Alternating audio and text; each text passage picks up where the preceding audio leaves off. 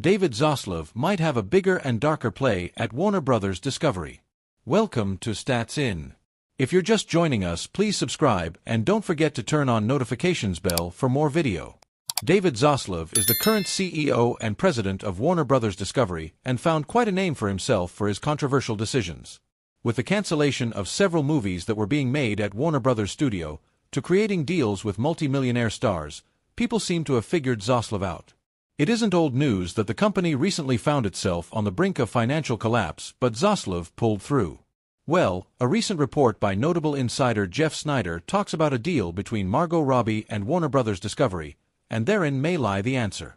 Tom Cruise has also signed a recent contract with Discovery wherein the contract isn't exclusive, but David Zaslav hopes that the star will draw enough attraction from the world to keep the company afloat. What's harrowing to know is that the company underwent a financial crisis only a year and a half ago, and David Zaslav was responsible for saving the company. Well, a darker theory about Zaslav reveals that there's a particular machination behind the workings at Warner Brothers Discovery.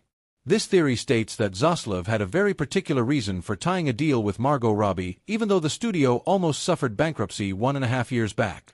As per a report by notable insider Jeff Snyder on the Insider, Barbie star Margot Robbie has signed a multi-year deal with Warner Brothers Discovery in a recent contract. This marks the inclusion of Margot Robbie to an already heavy list of A-listers such as Tom Cruise, Paul Thomas Anderson, and Ryan Coogler. Rumor states that Zaslav is canceling movies like Batgirl and Scoob to save money by labeling them as tax write-offs. On the other hand, the CEO is signing deals with multi-millionaire superstars to bring attention and strength to his company. The most recent proof of this rumor is that Warner Brothers Discovery recently canceled the production of Coyote vs. Acme, and days after the announcement, the Margot Robbie deal was confirmed by various outlets. It is no secret that Warner Brothers Discovery was essentially on the verge of collapse. During that time, it was none other than David Zaslav who pulled through for the company. Now, it seems that the machinations behind the CEO's deals might finally be clear. Desperate Olivia Wilde emotionally distanced herself from a role, only to ultimately lose it to Margot Robbie in a Martin Scorsese film. Welcome to Stats In. If you're just joining us, please subscribe and don't forget to turn on notifications bell for more video. Margot Robbie's role in Martin Scorsese's The Wolf of Wall Street really goes to show her unparalleled ability to command the screen in a way only she can. But if fans were to revisit the role and delve into its history and things that went behind the scenes, it's intriguing to note that Don't Worry Darling star Olivia Wilde once revealed that she too competed for the same role. Shockingly, Wilde was indeed in contention before being deemed too old for the part, leaving her with a deep yearning for what could have been. Despite her desire, losing the role to Robbie did not create ill feelings between the two, since Wilde claimed she completely detached herself from the character emotionally. However, everything ultimately worked out, as Scorsese later booked Wilde for his drama series Vinyl. Bagging a Martin Scorsese film is a dream job for any Hollywood actor. And for someone who is both an actor and a director, it's like hitting the jackpot, given the opportunity to both perform and experience Scorsese's unique vision firsthand. Therefore, it was truly a dream come true for Olivia Wilde when she landed a role in the drama series Vinyl, which Scorsese not only executive produced but also directed some parts of. However, Wilde revealed that she didn't have to audition to secure the role in Vinyl, having already auditioned for The Wolf of Wall Street. While she didn't specify which exact part she auditioned for, speculation points to Margot Robbie's role in the film. In a conversation with The Howard Stern Show, she revealed what she felt after losing out on the role. She said, "I have some ability to cut off emotionally. The second I don't get a role, it's dead to me." Moreover, she reflects on the sequence of events with gratitude, recognizing that what initially seemed like a missed opportunity ultimately paved the way for her role in Vinyl. She said, "It shows that if you don't get something, job interview, whatever you do for a living, it might lead to something else."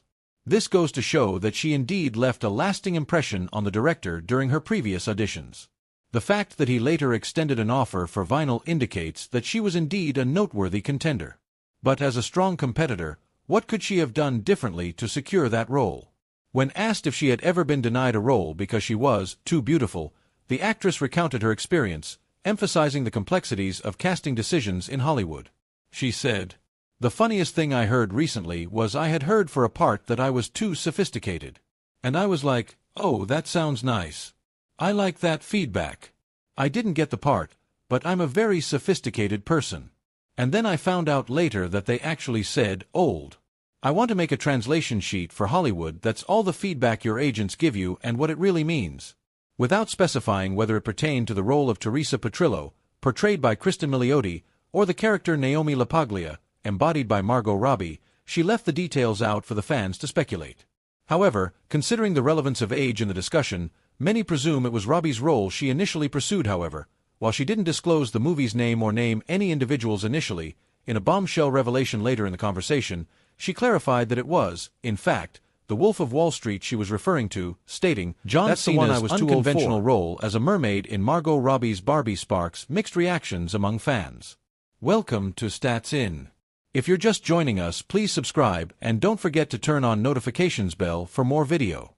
John Cena's making waves, and it's not in the wrestling ring. The wrestler took everyone by surprise with his new gig as a mermaid in Margot Robbie's Barbie movie. Word has it that the 46-year-old went rogue against his agency's advice, ruffling some feathers in his inner circle. John Cena's got everyone talking with his move. He went against his agency's advice and landed a cameo in the Barbie movie. This unexpected twist not only shows Cena's daring side, breaking free from a usual tough guy image, but also leaves us wondering what's behind this career curveball. He spilled the beans on the Howard Stern show, saying his agency warned him against appearing in Greta Gerwig's Barbie flick as a mermaid Barbie, thinking it might mess up his shot at future big roles. But Cena wasn't buying it.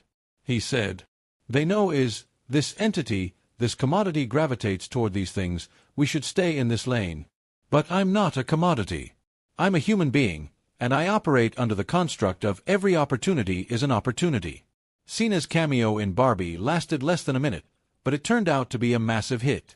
The movie made a whopping $1.4 billion worldwide, becoming the top-grossing film of 2023 and Warner Brothers' biggest hit ever. It also snagged 8 Oscar nominations, including Best Picture. Despite the initial concerns from his agency, Cena's bet paid off big time.